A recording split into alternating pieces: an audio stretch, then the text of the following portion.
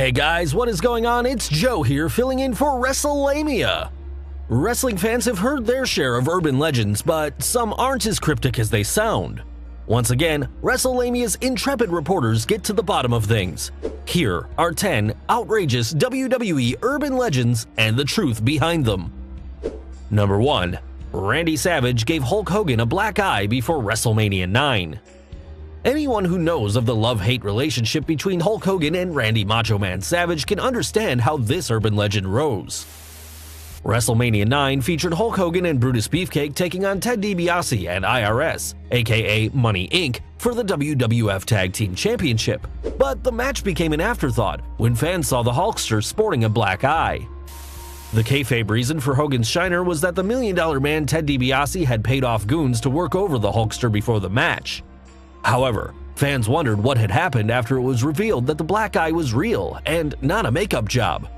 Over time, a legend arose that Randy Savage had socked it to Hogan, giving him a shiner, either because Savage learned his recently divorced wife Elizabeth had stayed at Mr. and Mrs. Hogan's home during Liz's split with Randy, or that Savage had blamed Hulk for the divorce. With Savage's well-known jealous streak, it's easy to imagine what Savage thought might have happened, ranging from a one-on-one between Liz and the Hulkster, or even a Mr. and Mrs. Hogan versus Elizabeth triple threat match. However, Hogan disputes the story, claiming he hurt his eye in a jet ski accident shortly before the show. And if Hogan's story is to be believed, the jet ski accident came close to being fatal. Number 2. Bret Hart knew about the Montreal Screwjob. The Montreal Screwjob has taken on a life of its own, and in fact gave the WWF itself a new lease on life by creating the Mr. McMahon character. Over time, many lies spread about the story, with Shawn Michaels claiming for years he didn't know about it, only to reveal later on that he did. While much of the mystery surrounding the Montreal Screwjob has been dispelled, and you can catch our Behind the Titantron for the entire story, one story remains: that Bret Hart was in on the Montreal Screwjob along with HBK and Vince McMahon. Part of the reason behind this is the Montreal Screwjob helped the WWF, while Hart's jump to WCW did nothing for his career.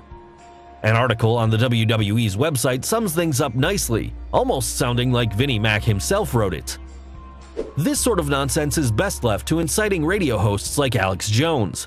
Fact is, there was no grander scheme at play, nor was the Montreal Screwjob a way to make people hate Mr. McMahon, propel Stone Cold Steve Austin, and establish Bret Hart as WCW's biggest superstar. The Screwjob was exactly as it appeared, a business decision. 3. Psycho Sid and his pet Squirrel. As much as we wanted to mention Psycho Sid's legendary tale of pooping his pants at WrestleMania 13, we wanted to cover an even funnier story. Legend has it that Sid traveled with a pet squirrel during his run in WCW, and 2 wrestlers wagered he couldn't keep the squirrel in his pants for a minute.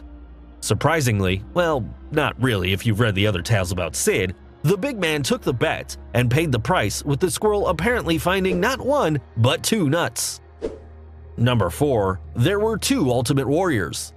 This tale is nearly as old as the internet wrestling community itself. After the Warrior bailed on the WWF after 1991's SummerSlam, he returned at WrestleMania 8. Or did he? This Ultimate Warrior looked different, with fans speculating that the original had been replaced by an imposter. This Warrior had a similar physique and the original Warrior's rambling promos reminiscent of a head trauma patient, but something was amiss. Soon, rumors spread that Jim Hellwig had died, with the WWF replacing him with a look-alike. Names such as Warrior's old World-Class Championship Wrestling colleague Kerry Von Erich were tossed about. The reality is, the Warrior was the same man, but he had adopted a new hairstyle, defined his physique more, and changed his ring outfit, leading some saps to think that Jim Hellwig had gone to the wrestling gods.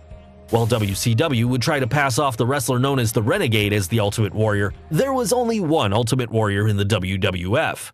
Sadly, the Ultimate Warrior did leave us in 2014, dying days after his induction into the WWE Hall of Fame. Number 5. Multiple Kanes. The Warrior isn't the only superstar given to speculation about whether he's been played by more than one wrestler. Glenn Jacobs, no stranger to multiple identities, played Isaac Yankem DDS and the fake Diesel before donning a mask, red bodysuit, and becoming The Undertaker's hate-filled brother Kane. However, With Jacobs wearing a mask, it's possible someone else could have played him, which is why some fans think different people have played Kane during his 20-plus year run in the WWE. The problem with this theory is that there's never been any reason given why Jacobs had to be replaced. He's had one of the most injury-free careers of any WWE superstar, so injuries should be ruled out. While Luke Gallows played Kane's evil twin, or was he the good twin, briefly during an ill-conceived angle in 2006, Glenn Jacobs was still playing Kane. This urban legend is one of the weakest out there, but that hasn't kept some fans from perpetuating it. Number 6. The Iron Sheik was offered $100,000 to break Hulk Hogan's leg. When Hulk Hogan left Vern Gagne's American Wrestling Association for the WWF, Vern was furious after he learned Hulk Hogan had signed with the WWF. Gagne was undoubtedly upset, as Hogan was the latest top-name AWA talent to jump ship to the WWF, lured by Vince McMahon's big bucks. When Gagne learned McMahon was going to put the WWF Championship on Hulk Hogan, legend has it that Gagne decided to get some revenge on Hogan and McMahon. At the time, the Iron Sheik had the belt, and in fact, Sheiky had entered wrestling in the AWA. Gagne reportedly offered the Iron Sheik anywhere from $50,000 to $100,000 to break Hogan's leg during the bout, then jump to AWA with the belt. While this urban legend may sound insane, both Hogan and the Sheik have confirmed the tale, with Sheik saying he never thought about it as he wouldn't betray Vince McMahon. Had he chosen to do so, it's difficult to imagine the WWF having the same success it did with Hulkamania guiding the once regional territory into an international one. Number 7. Shawn Michaels got beat up by 8 Marines. Fans from the new generation may recall when Shawn Michaels had to forfeit his Intercontinental Championship to Dean Douglas after Michaels suffered injuries in an attack outside a nightclub. While Michaels didn't go into detail, he mentioned getting beat up by a group of Marines, sometimes mentioned as many as 8.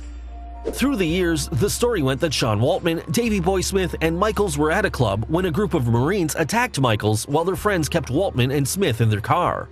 However, James Dixon's Titan Sinking revealed court documents showing Michaels was beat up by one man, Lance Corporal Douglas Griffith, a man smaller than Michaels.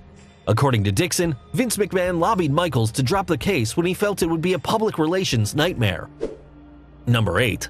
Hulk Hogan was supposed to fight John Cena at WrestleMania 24. While the Showcase of the Immortals has had its share of WrestleMania moments, dream matches such as The Rock vs. Hulk Hogan have been surprisingly rare. Rumor has it 2008 would have seen a dream match between the immortal Hulk Hogan and the chain gang soldier John Cena. The match likely would have been more about hype than wrestling ability, but remember, that didn't stop Hogan vs. Andre at WrestleMania 3 from breaking records. Unfortunately, or fortunately depending on your point of view, Hogan's ever-tricky back gave out, and any plans for a WWE return went nearly as fast as Bart Gunn's boxing match with Butterbean at WrestleMania. Number 9. Randy Savage had a tryst with a young Stephanie McMahon. Did he or didn't he? Years after his death, the legend surrounding a scandalous relationship between Randy Macho Man Savage and a 17-year-old Stephanie McMahon persists.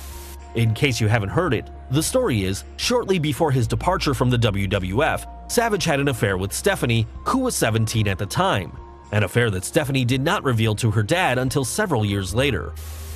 During the height of the Monday Night Wars, Savage was rumored to be in talks with the WWF to come back, but that didn't happen because allegedly, Vince had discovered the affair. However, when WCW folded, Savage had contact with the WWE, including an interview in WWE Magazine concerning his former wife Elizabeth's death. Things only appeared to get heated when Triple H referred to Savage as a dinosaur, leading to the Macho Man going off on Helmsley and Stephanie in a video message on his website. Afterward, Savage was never mentioned as a Hall of Fame inductee, leading some fans to wonder whether the story might be true. Although Savage's brother Lanny Poffo has denied the stories, they continue despite no proof. Stephanie McMahon has never discussed the alleged affair either, and it should be noted that Savage was inducted into the WWE Hall of Fame. In light of this, it's difficult to believe this myth.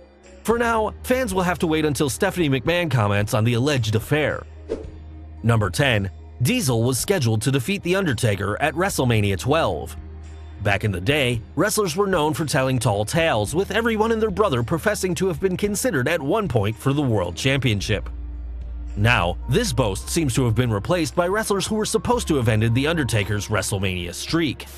One story has it that Vince McMahon wanted King Kong Bundy to go over Taker at WrestleMania 11, but that's understandable since the streak was in its infancy.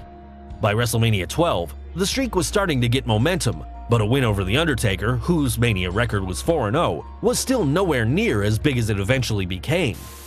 Nevertheless, Wrestling Myth states that Kevin Nash, aka Big Daddy Cool Diesel, was going to hand the dead man his first WrestleMania loss. That is, until Nash decided to sign with WCW. Nash sealed his WrestleMania fate the moment he sealed the deal with WCW, and Nash put over Taker on his way out. Well guys, there you have it, 10 urban legends and the stories behind them. Are there any others you'd like to see return? Be sure to leave your comments and subscribe to the channel so you don't miss out on any great videos.